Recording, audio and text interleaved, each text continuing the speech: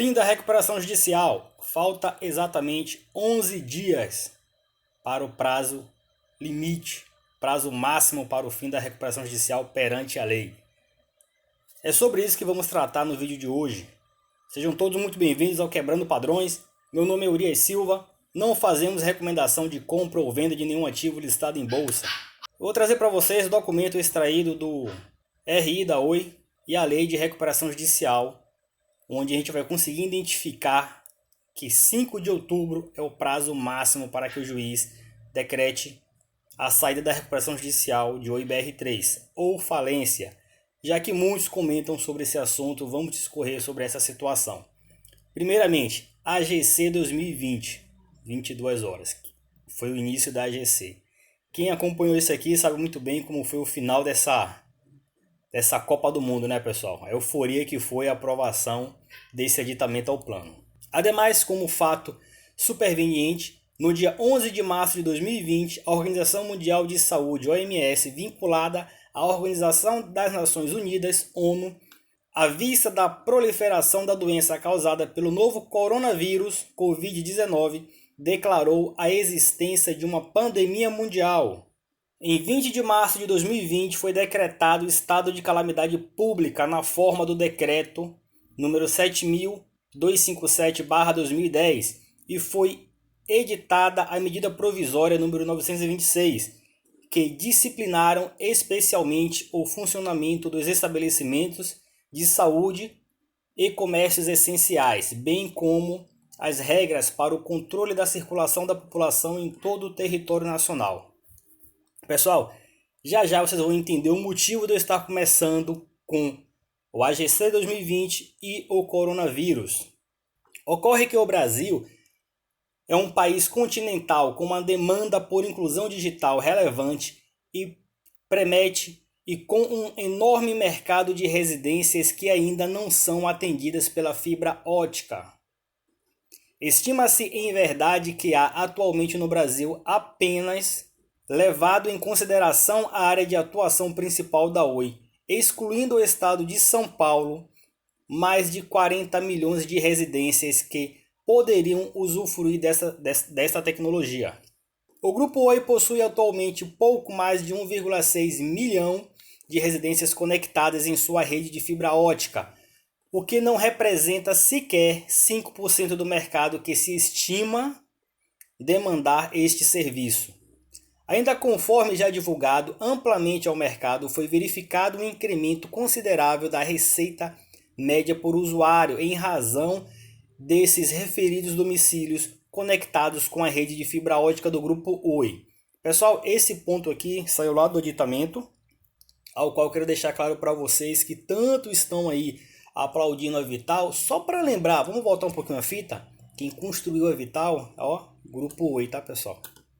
Não se esqueçam disso. O Grupo Oi fez o que hoje o BTG comprou e nomeou como Vital. Graças ao Grupo Oi lá de trás, que ele vem já vislumbrando aqui a fibra ótica no Brasil, vem trabalhando para isso e hoje o cara comprou e recebe a fama. Mas vamos seguir o baile, né? Em outras palavras, a implementação do seu plano estratégico nos termos já descritos neste aditamento se confirma como a melhor alternativa e estratégia para aproveitar o maior diferencial do Grupo Oi em relação às suas concorrentes, qual seja ter a maior rede de infraestrutura de telecomunicações do Brasil. Novamente, Grupo Oi. Tal diferencial possibilitará ainda a utilização da grande infraestrutura de fibra ótica detida pelo Grupo Oi para oferecer serviços a outros provedores de serviços de telecomunicações, incluindo aqueles necessários para o estabelecimento da tecnologia 5G no país, aumentando ainda mais a possibilidade de geração de valor para o Grupo Oi. Isso aqui reflete para aqueles que tanto falam sobre falência da empresa, né? Não conseguirem entender a real importância da empresa para o país.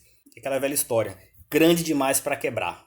Atualmente o Grupo Oi possui a maior rede de fibra ótica nacional, com a maior infraestrutura integrada do Brasil, servindo 2.270 cidades em todo o país. O Grupo Oi possui posição privilegiada e é a maior capacidade para prover fibra e viabilizar o 5G no Brasil. A fibra ótica será o centro da estratégia do Grupo Oi, desempenhando papel de suma importância em todos os segmentos como banda larga, atacado, TV, B2B e móvel. E o Grupo Oi terá papel relevante no desenvolvimento e expansão das suas atividades de fibra ótica, através da participação que manterá no capital social da ESP Infraco, conforme descrito anteriormente. Novamente, essas informações são trazidas do aditamento ao plano. E aqui vamos iniciar o nosso processo que vai direcionar o fim da recuperação judicial. As recuperandas desejam alterar a cláusula 13.3 do plano original, a qual vigorará com a seguinte redação: 13.3. Encerramento da recuperação judicial. A recuperação judicial será encerrada no dia 30 de maio de 2022, sendo certo que tal data deverá ser prorrogada por motivos de força maior, identificado e aprovado exclusivamente pelo juiz da recuperação judicial, após requerimento das recuperandas neste sentido.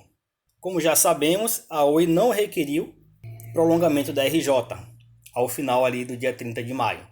E o juiz ali junto ao Ministério Público definiu que fosse levado até março de 2022. Porém, em aditamento ao plano de recuperação judicial, a data máxima estabelecida, 30 de maio de 2022. RMA de agosto de 2020, 6 de outubro. Homologação do aditamento ao plano de recuperação judicial, o ISA, em recuperação judicial, Oi ou companhia, em cumprimento ao artigo 157, a Lei 6.404/76, nos termos da instrução CVM número 358/02 e em complemento ao fato relevante de 8 de setembro de 2020, informa a seus acionistas e ao mercado em geral que, em 5 de outubro de 2020, o juiz da 7ª Vara Empresarial da Comarca do Rio de Janeiro homologou o aditamento ao plano de recuperação judicial da companhia e suas subsidiárias em recuperação judicial, aprovado em Assembleia Geral de Credores, realizada em 8 de setembro de 2020, respectivamente, aditamento ao PRJ e AGC, tendo rejeitado todas as alegações de anulidade procedimentais da AGC, afastado a alegação de tratamento desigual entre os credores e rejeitado os pedidos de nulidade do quórum de votação e aprovação do aditamento ao PRJ por não conterem vícios em sua formação e vontade. A decisão fixou ainda o prazo de 12 meses para encerramento da recuperação judicial, contado a partir da data da publicação da decisão, podendo ser prorrogado caso haja necessidade de se ultimarem os atos relativos às alienações dos ativos previstos no aditamento. Como podemos ver, na homologação do juiz determinou 12 meses, finalizaria realmente em outubro de 2021. A empresa pediu mais prazo, foi concedido, o juiz junto ao MP definiu, o juiz bateu o martelo, o MP queria em dezembro de 2021, o juiz definiu março de 2022, porém, perante o aditamento, o prazo máximo novamente era maio de 2022. Na situação de um aditamento ao plano de recuperação judicial, pessoal, zera-se a contagem do plano original. Plano original perante a lei é 2 anos. Aditamento passa a contar dali.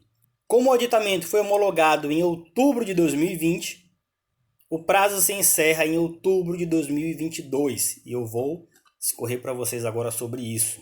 No que se refere à insolvência jurídica, pode ser justificada por 3 situações. Primeiro, impontualidade do devedor. Segundo, pela execução frustrada. E terceiro, pelo atos de falência. Então, como podemos ver, a Oi não foi impontual, a execução está perfeita, o juiz sempre pontuou isso e não há motivo que solicitar falência. Referente a prazo de 180 dias, iniciado o período de recuperação judicial ou aditamento ao plano, é dado um prazo de 180 dias úteis, onde nenhum credor pode solicitar falência. Então a empresa, ao iniciar ali esse objetivo de reestruturação, ninguém pode intervir em nada. Já a sentença que decreta a falência é que encerra a primeira fase falimentar, declarando assim a falência do devedor. A antiga lei de falência, decreto número 7.661/1945, previa apenas duas situações em que se permitia a decretação da falência: pedido com base em título líquido e certo, artigo 1º da lei anterior, e pedido com base em atos de falência, artigo 2º da lei anterior. Com a nova lei, artigo 94, determinou-se 3 situações em que se fundamenta a decretação da falência, quais sejam a impontualidade do devedor, a execução frustrada e os atos de falência. A inovadora lei número 11.101/05 pautou-se na proteção à continuidade da atividade empresária, pois entendeu-se que a empresa ou atividade empresária é de suma importância social. Conforme ensina Daniel Moreira, do Patrocínio, ano 2005, a legislação falimentar brasileira adequou-se ao novo paradigma estabelecido pelo Estado Democrático de Direito em face do contido em seu artigo 47, mostrando o seu legislador inconformado com a simples satisfação dos interesses individuais dos credores da empresa em crise, evidenciando-se a tentativa de funcionalização da atividade negocial exercida pelo empresário devedor. É bem verdadeiro que a recuperação pretendida pela nova lei é a da atividade empresarial e não propriamente a do empresário, razão pela qual a empresa poderá ser mantida em operação, ainda que conduzida para pessoa diversa.